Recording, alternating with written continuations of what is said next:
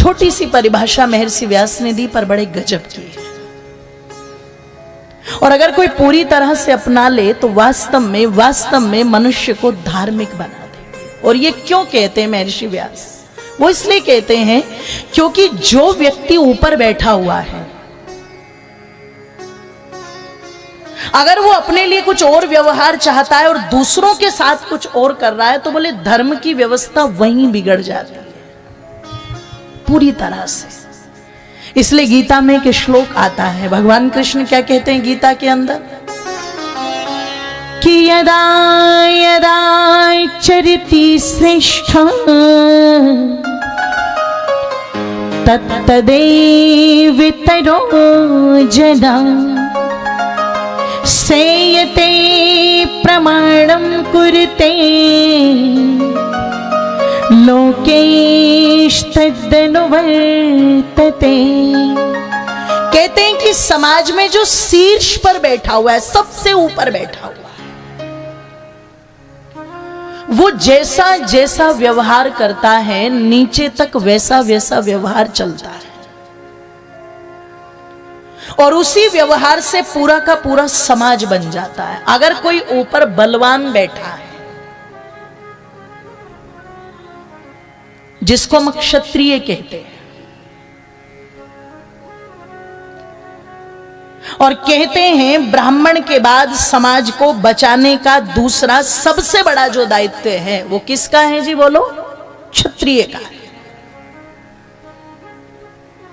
अगर कोई सबसे ऊपर बलवान बैठा है और वो अपने बल का प्रयोग करता है, किस लिए? परित्राय च साधूनां विनाशाय च दुष्कृताम। अगर कोई सज्जन व्यक्ति झोपड़ी में रह रहा है और वो उसकी भी रक्षा के लिए कहता है कि तू चिंता मत कर, तेरी रक्षा के लिए मैं हूं, जानकारी होती तो पहले से ही उतने ऊंट उतने घोड़े लेकर के आता। पर कहते हैं जितने भी घोड़ों को अपने साथ में लेकर के आया था उन पर धन लद गया, और धन लद करके बचा भी रह गया, उसको छोड़ करके जाना पड़ा क्योंकि ले जाने के लिए कोई और साधन बोलो नहीं था। कितना धन! और जानते हो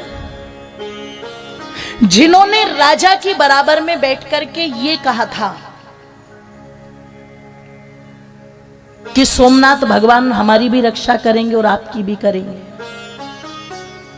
उन्हीं की गर्दनों पर तलवारें रख रख करके वो मंदिर तोड़े गए।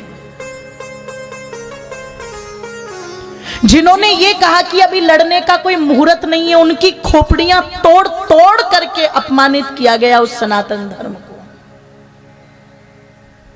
आप चिंतन करना, विचार करना।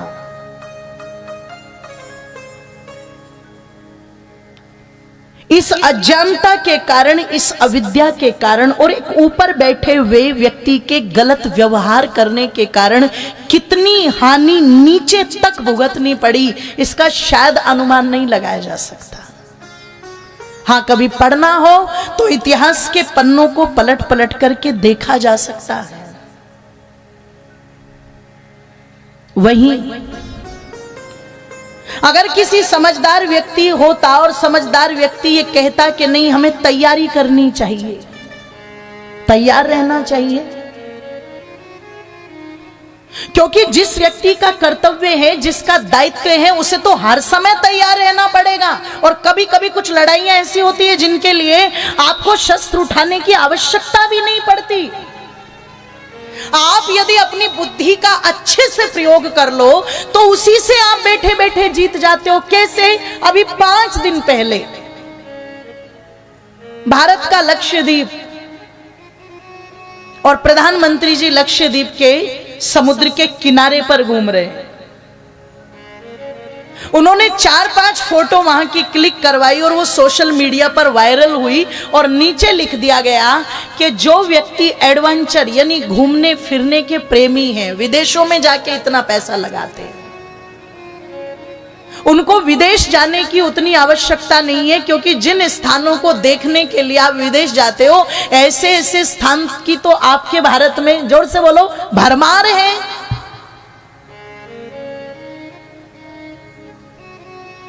अब जैसे ही उन्होंने ये मैसेज उनका वायरल हुआ तो तुरंत पता लगा मालदीव के कुछ मंत्रियों के पेट में दर्द उठ गया और उन्होंने खरी खोटी सुनानी की शुरू। अच्छा, एक बात क्या कह दी, भारत के लोगों को आज तक इतनी तहजीब नहीं आई कि साफ सफाई क्या होती है। वैसे एक हिसाब से देखा जाए तो कहीं ना कहीं कुछ लोगों पर तो तंज सही था। और क्यों तंज सही था?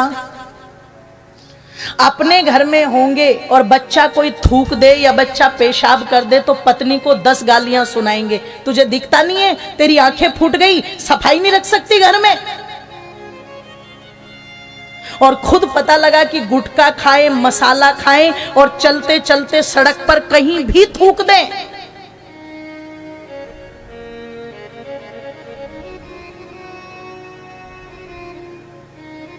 इसलिए जिस देश के अंदर व्यक्ति को यह भी बताना पड़े कि लघु शंका कहां करनी और कहां नहीं करनी, दीवारों पर लिखा रहता है, तो शायद उनकी उस नादानी के कारण ही विदेश वालों ने हंसी उड़ाई कि जिन्हें आज तक शौचालय करने का ठीक से नहीं पता, वो हमारे मालदीव की तुलना और अपने देश से कर रहे हैं। अब पता लगा जैसे ही ये मैसेज वायरल हुए तो तुरंत के तुरंत जितने भी बड़े बड़े लोग, जो धनाढ्य लोग प्रति वर्ष जाते हैं घूमने के लिए, उन्होंने तुरंत सोशल मीडिया पर मैसेज करना शुरू किया। फिर वह चाहे अमिताभ बच्चन हो, चाहे सचिन तेंदुलकर हो, बड़े बड़े लोग, और जितने लोग जाने वाले थे उनमें से लगभग 15,000 लोगों ने तुरंत अपनी फ्लाइट कैंसिल करा दी, होटल की बुकिंग कैंसिल करा दी तुरंत। जानते हो,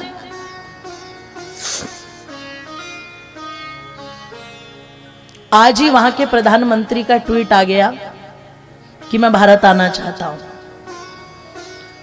जिन 3 मंत्रियों ने बयान दिए थे कल उनको सस्पेंड कर दिया। और आज भी आप न्यूज में जाकर के देखेंगे तो लक्षद्वीप ट्रेंड कर रहा है। अच्छा, कोई बंदूक उठानी पड़ी क्या? जोर से बोलो। कोई गोली चलानी पड़ी क्या? तलवारें लेकर के जाना पड़ा? आंदोलन करना पड़ा? नहीं, बस बायकॉट। सीधी सी बात है, विचारों की लड़ाई सबसे बड़ी लड़ाई। उनका नाम नहीं लिया पर बेमतलब में कूद पड़े। वो कहते हैं ना, किसी का पैर कुल्हाड़ी पे आता, उन्होंने आके खुद ही पैर रख दिया, लो बैठे बिठाए शनि चढ़ा लिया अपने ऊपर तुरंत।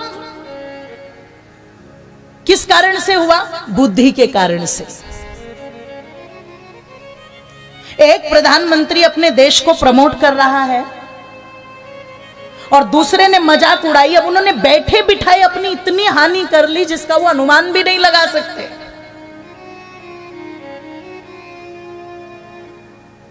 और यहां बैठे बैठे जिन व्यक्तियों ने बायकॉट किया, अब वो इतने बड़े लेवल पे बैठे, उन्हें ना चाहते हुए भी लक्षद्वीप जाना पड़ेगा। लाभ किसका होगा? देश का होगा। आप विचार करना, केवल बुद्धि के कारण। तो मैं क्या कहा, गीता में क्या कहते हैं कृष्ण? शीश पर जो बैठे हुए, ऊपर जो बैठे हुए, वो जैसा व्यवहार करते तुरंत नीचे तक वैसा ही व्यवहार चलता है। तो वहां अगर किसी ने अपने बल को सही दिशा में लगाया तो नीचे तक भाव वही बनेगा। वहां बैठे हुए बुद्धिमान व्यक्ति ने अपनी बुद्धि को अगर किसी सही दिशा में लगाया तो भाव नीचे तक वहीं बनेगा। और तीसरी बात कृष्ण कहते हैं, अगर कोई धनवान शीर्ष कोटि पर बैठा है और वो धनवान व्यक्ति अपने धन को अगर सही दिशा में लगाता है तो नीचे तक व्यवहार, जोर से बोलो, वही चलता है, वही चलता है। किसने अपने धन को लगाया समाज सेवा के कार्य में, देश के उत्थान में, राष्ट्र के उत्थान में, समाज के उत्थान में, किसी कुरीति को दूर करने में, तो नीचे तक वही प्रमाण बन जाएगा। अभी पिछले दिनों चीपिया गौशाला पर कथा थी। एक संकल्प वहां पर हुआ कि प्रसार हेतु और सनातन धर्म के संस्कार हेतु एक ऐसी संस्था होनी चाहिए जिस संस्था से सनातन धर्म का काम तेजी से आगे बढ़ सके और युवाओं तक पहुंच सके। तो इसके लिए एक संकल्प हुआ कि क्यों ना इस गौशाला के परिसर में इसके समीप एक गुरुकुल को स्थापित कर दिया जाए। और संयोगवश वो गुरुकुल का ही विषय था, उस दिन मैं बोल रही थी। और इस संकल्प को भगवान ने भी खैर इतनी कृपा दृष्टि रखी कि इस संकल्प को बल मिला। और पता लगा पहले दिन जब घोषणा की गई तो 3-4 लोगों ने अपने धन की घोषणा की, लेकिन वो 3-4 लोग भी बड़े मजबूत, और उन मजबूत लोगों ने घोषणा भी की तो क्या की, हम 1 लाख देंगे, किसी ने कहा हम 50,000 देंगे, किसी ने कहा मैं 75 दूंगा। अब पता लगा कि कलह के अंत तक आते आते लो भैया 10 मेरे, 11 मेरे, 21 मेरे, 31 मेरे, मैं इतनी बोरी सीमेंट दूंगा, मैं इतनी दूंगा, मैं इतनी दूंगा। माने के एक अच्छे व्यक्ति ने ऊपर से कोई अच्छा संकल्प लिया तो नीचे तक आते आते आते आते वो संकल्प बढ़ता चला गया। और एक चीज कह दूं कि कोई सोचे कि जिसने 1 लाख दे दिए उसे ज्यादा फल मिलेगा और किसी ने अगर उसमें 11,000 दिए या 1,000 दिए तो उसे कम फल मिलेगा, बिल्कुल नहीं। अरे जिसे भगवान ने 1 लाख दिए हो सकता है उसके पास में पता नहीं 20 लाख है कि 30 लाख है कि 40 लाख है, उसने तब दिए। पर अगर किसी ने 1100 रुपए निकाल करके दिए तो हो सकता है भगवान ने उसे 10,000 की सामर्थ्य दी हो, और उसमें से अगर उसने अपने 1100 निकाल के दिए हैं तो मैं समझती हूँ वो बड़ा दान है, वो बड़ा भाव है। तुरंत प्रेरणा मिलती है। और अगर कहीं पर भाव ऐसा बन जाए, जैसे एक महाराज जी कथा कर रहे थे, महाराज जी ने मेरी मातों बंधुओं कथा करवाते करवाते खड्डा खुदवाया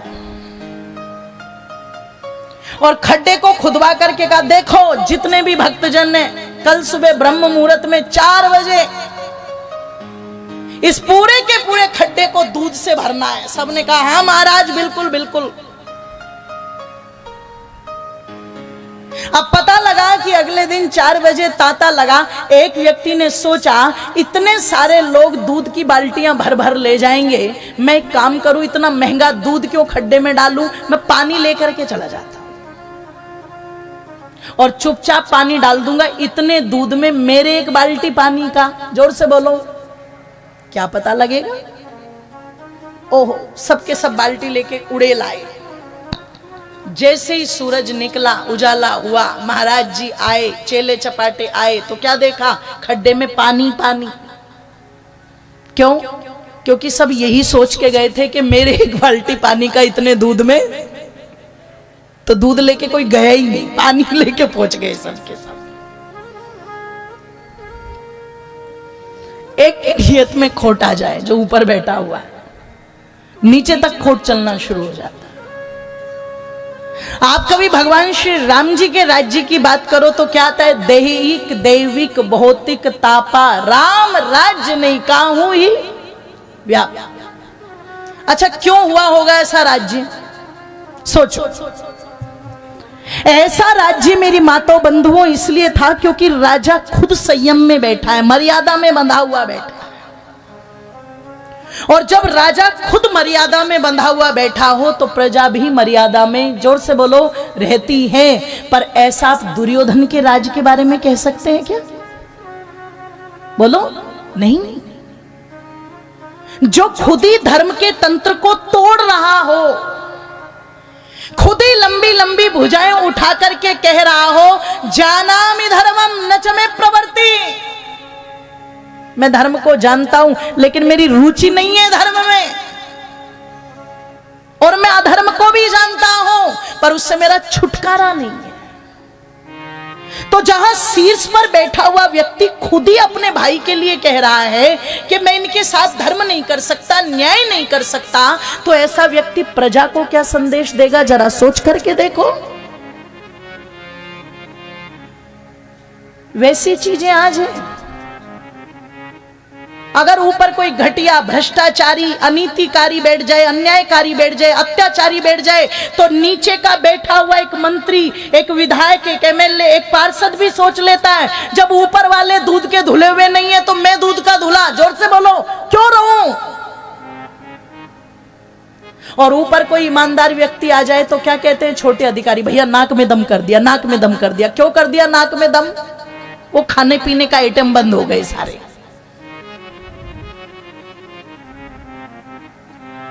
इसलिए गीता में भगवान योगीराज कृष्ण कह रहे हैं, जो शीर्ष पर बैठे हुए जैसा आचरण करते हैं वैसा ही समाज बना देते हैं। अगर धनवान व्यक्ति धन को अच्छी दिशा में लगाएंगे जो ऊपर बैठे हुए हैं, तो नीचे तक वो व्यवस्था, वो स्वभाव बनता चला जाएगा, वो प्रभाव बनता चला जाएगा।